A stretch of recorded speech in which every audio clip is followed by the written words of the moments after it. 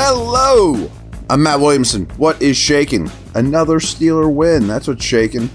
Hope everyone's doing great. I am Matt Williamson, NFL. I thought this was a really good win. I felt like they were in control for almost the entire game. I thought Rodgers played really well.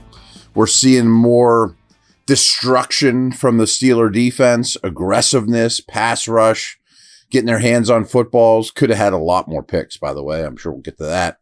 The offense was pretty balanced all in all. You shut down Myles Garrett. You shut down Judkins.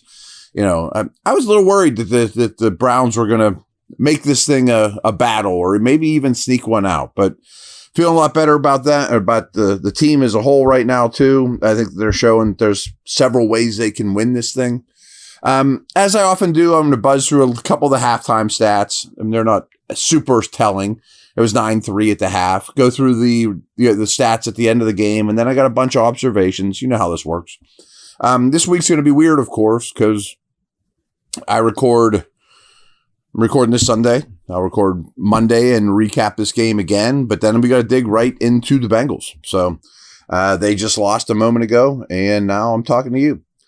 Rodgers was 12 for 19 for 120 yards, while Gabriel was 13 of 17 for 92 yards at the half. Judkins, though, only 6 carries for 14 yards in the first half. Wow. Some other notes here, the discrepancies. Steelers had 166 yards. Browns only had 106. But the yards per play was good for the Steelers. 5.2 at the half compared to 3.5 for the Brownies. 46 rushing yards in the first half, only allowed 31. Penalties were an issue. We'll be talking about that, but they've not been an issue the previous, 4 games of the season or last year, but they were penalized quite a bit in this game. 5 for 30 in the first half, where the Browns were only 3 for 30. 3 first half sacks, none for the Browns, none allowed. And you held the ball for 17 and a half out of 30 minutes in the first half. That tickled me. I like that. Now, here's some things to go over. 23-9, this final score. Rodgers ends up 21 of 30 for 235, 2 touchdowns, no interceptions. But like all his games, I think the stat line doesn't really do justice to what he brings to the table. Gabriel threw the ball 52 times. I mean, was this game that far out of reach? He had to throw the ball 52 times. Completed 29 of them for 221, no touchdowns, no picks. Judkins, I think this is a huge part of the game, is 12 carries, 36 yards. Oh, baby. You know what I mean? Warren, 11 for 52, but a lot of it was hard-earned. Caleb got 6 carries, really didn't do much at all with them, 15, but guess it was good he was out there. Metcalf, 5 for 95 and another touchdown. Fannin ended up catching 7 for 81. A lot of that after Njoku went out, but I wrote down a lot of empty calories. He didn't really do much damage or affect the game. The Browns actually have one more first down, 20-19. Third downs weren't great for the Steelers, but they only reached third down 13 times, converting 5 of them. Cleveland had to snap the ball on third down 17 times. Not great. They only converted 6. Steelers didn't attempt a fourth down attempt. Browns were only 2 of 4. The Steelers only ran 58 plays compared to 75 for the Browns, but they did gain 325 yards compared to 248 for the Brownies. Browns hit exactly 100 rushing yards. Steelers were at 65. But again, yards per play. I think yards per play really tells the story in this game.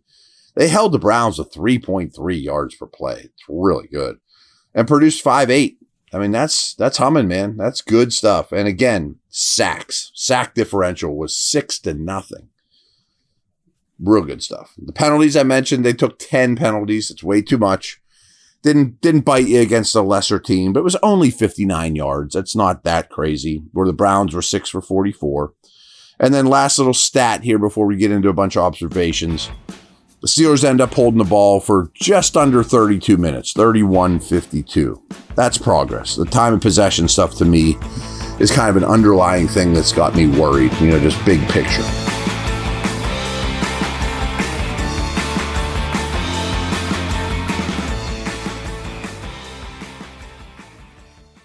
Football season's finally here. Time to check out the latest odds, futures, and win totals on the FanDuel Sportsbook. Think the Steelers are headed to the Super Bowl? Lock in your bets today.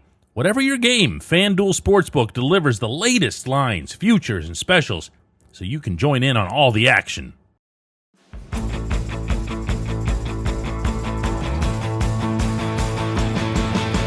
So, just a few nuggets, and we'll have a lot more tomorrow, as always. Just like to get this to you as quick as I possibly can on a very busy Sunday for me. I thought the Steelers had 4 maybe near interceptions, that could have really made this game just a total blowout. Ball pops in the air, you just don't quite get to it, tip balls, but a lot of hands-on footballs nonetheless for the Steeler defense, and a lot of chaos and destruction by the defense overall. You didn't allow a touchdown today. Browns were 0 for 3 in the red zone. Didn't allow a touchdown. Ramsey and Herbig.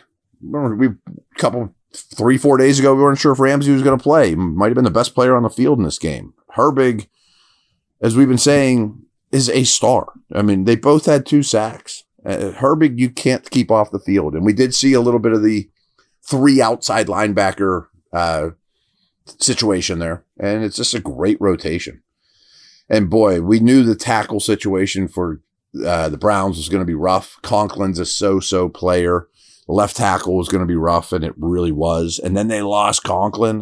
Holy cow. And at times, they did not help those guys much. And we talked about this leading up to the game. They don't have great help blockers, and their tight ends aren't really blockers. They also lost Njoku, as I mentioned, who's one of their better players. We'll talk about injuries here, but it seemed like the Steelers were losing a cornerback left and right. I don't know how serious some of those are, but then they come back in, there were a lot of dinged up corners in this game.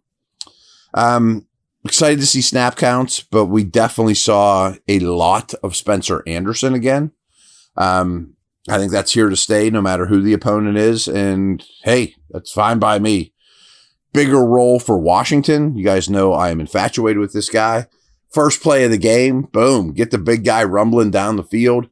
Loved it. He is now getting more targets, more involved. He's the number 1 tight end, folks. Just in terms of value to the team, usage, all that stuff.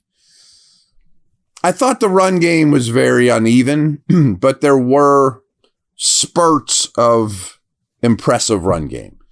And I warned you guys, going into this game, you were facing the best run defense in the league today, So I didn't have high expectations.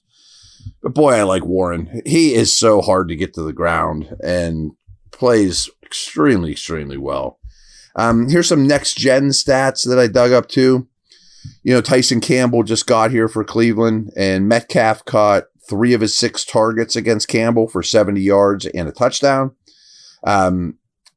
He was targeted on 6 of his 12 matchups against Campbell. Again, he caught 3 of them. Didn't record a catch on 2 targets in 8 matchups against Ward. All right. Again, the sacks warm my heart. I love it. But how about this? Nick Herbig, he registered 8 pressures, 5 quick pressures under 2.5 seconds, and those 2 sacks. Huge numbers. All 3 of those totals were the highest mark in a single game of his career. He had 8 pressures against the Patriots. He's now one of 3 players, Nick Herbig, Aiden Hutchinson, and Micah Parsons, to do 8 or more pressures more than once this season. That's as good a company as you get, dude, as a pass rusher. I'm telling you. Watt was just right behind him. 7 pressures, half a sack. Only had 31 pass rushes and was sitting out late. Something was bothering him. No one seems to be super worried, but who knows? And he also had his highest pressure rate in a game since the end of the 2023 season. That's Watt we're talking about. He had 5 pressures against Jack Conklin. And then when Conklin left, he got 2 more pressures against KT Levinson. Another player I'm more and more excited about and who's really starting to live up to the billing is Patrick Queen. I thought he was really good last week. I thought on first blush, he played extremely well against the Brownies as well. Good stuff there as well. We saw more downfield passing. Now, I don't know how Rodgers missed Metcalf on that wide open could have been long ball, easy touchdown, but quickly made up for it. But they did take shots, and I kind of thought they might. Max protect, take shots.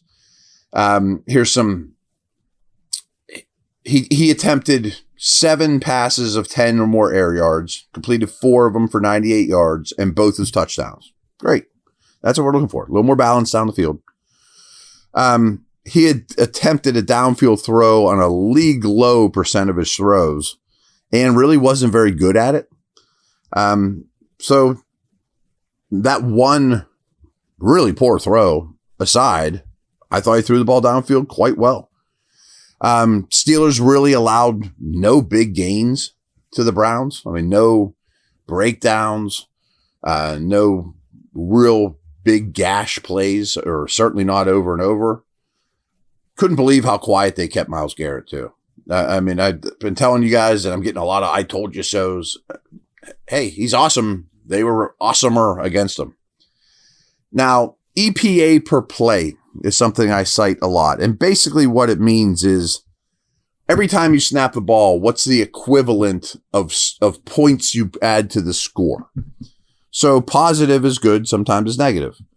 Well, the Steelers were at 0.058. I know that sounds minuscule, but that's pretty darn good. Where the Browns were at negative 0.221. Way different. Points per drive. Steelers were 2.3. Browns were just under 1 at 0.9. Steelers only had 2 red zone plays, but they scored on a touchdown on one of them. The Browns had 12 red zone plays and had to settle for 2 field goals off those 12 plays. So the Steelers' red zone D had to show up a lot, 12 plays, and really did well. It's not official or anything. Injuries are tough to monitor or to talk about, but it sure looks like they lost Killebrew probably for the year. I mean, they said it's a significant knee injury. I'm sure by the time you're listening to this, Chuck Clark was inactive in this game, by the way, just in the safety world. And some other guys to monitor. I kept saying that, boy, the defensive backs keep falling and then popping back up and then falling and popping back up. But Slay, Peppers, Porter on a short week will be things to monitor. Give Tomlin credit, again, after the bye and against rookie quarterbacks, success, as he pretty much has his whole career as a Steelers head coach. I didn't think Gabriel was bad. He was not the reason they lost. He didn't do much to elevate those around him to win, but I did not think he was a bad player or, man, he stinks. I mean, I don't think he's their quarterback of the future, never really have, but he's just been pretty decent through 2 games. So that was the, as you know, first win of the season at Acrisure.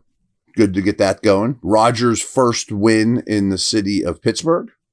And you're 4-1. You've won 22 straight regular season games in Pittsburgh against the Cleveland Brownies. 22 straight. And needless to say, the division is crumbling around you. The Browns, you put them down to 1-5. The Ravens also go to 1-5. They benched Rush, I think in the second half for Huntley. They are scrambling, to say the least. And you handed the Bengals yet another loss.